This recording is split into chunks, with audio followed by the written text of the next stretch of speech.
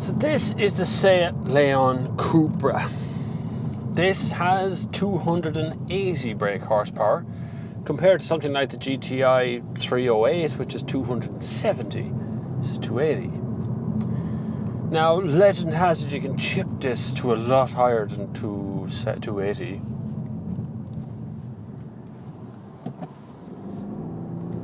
I don't care what you do with it. This is a DSG one as well. So it continually tries to rip its own tyres off, which is always fun.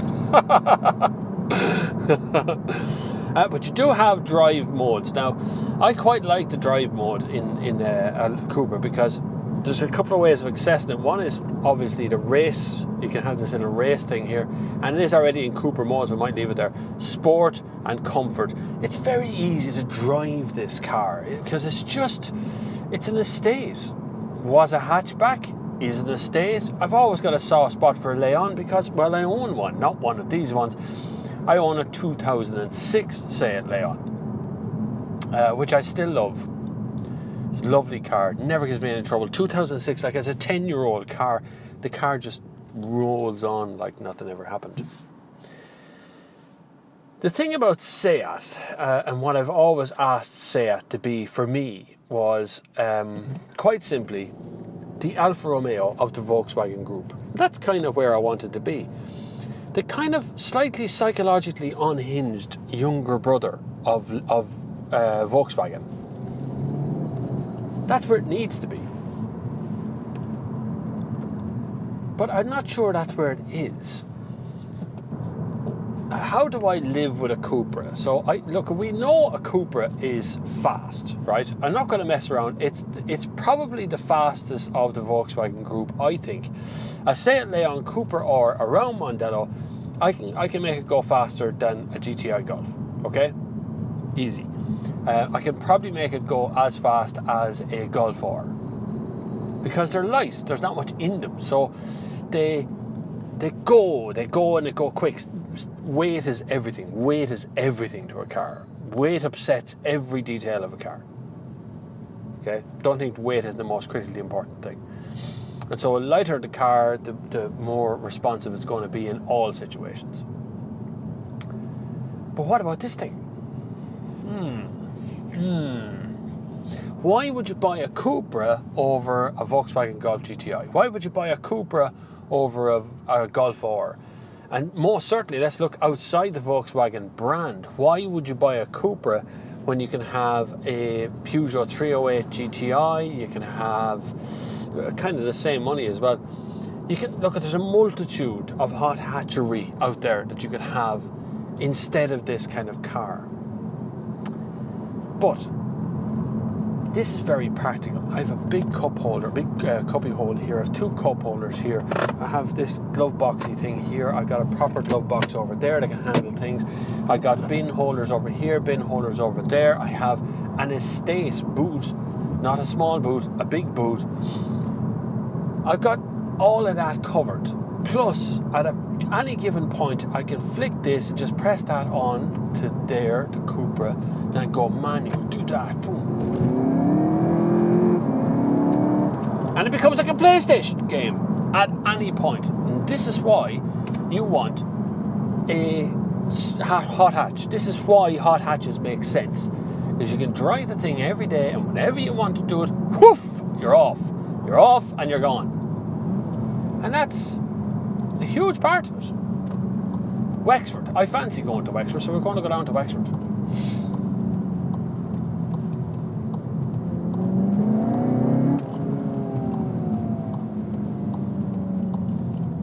And they're not just fast in a straight line, like.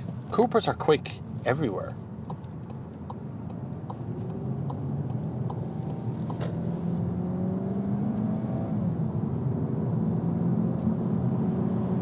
Go on.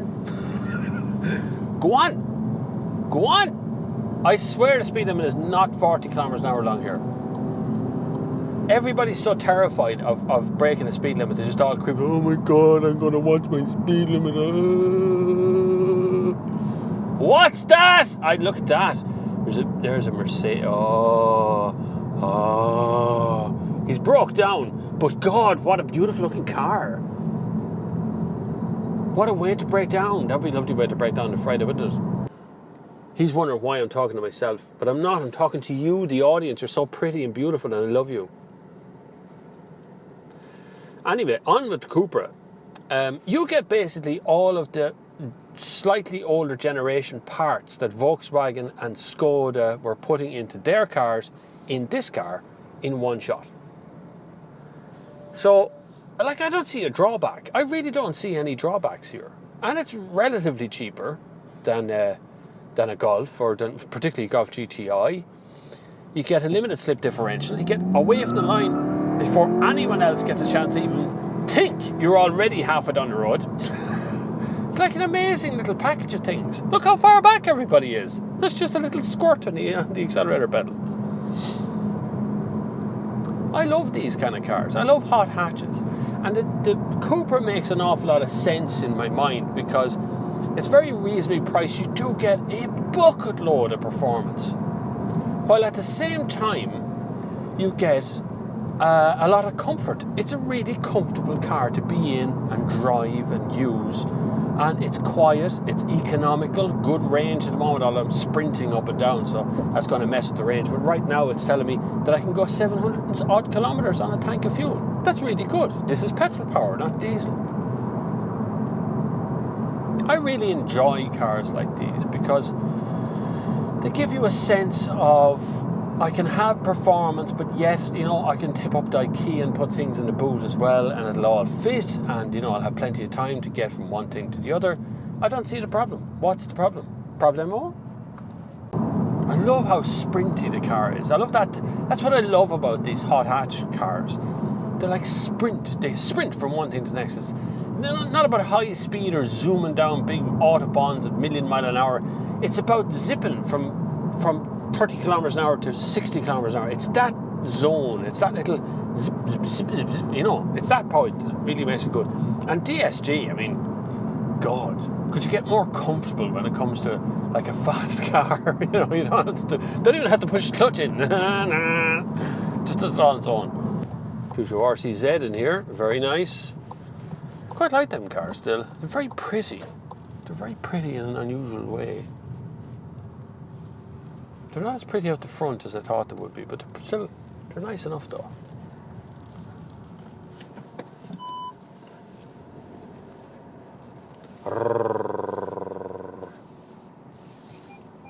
I know, there's a wall there, I can see it. Like, you don't need to worry about it. I can actually see that wall, I promise. You tick.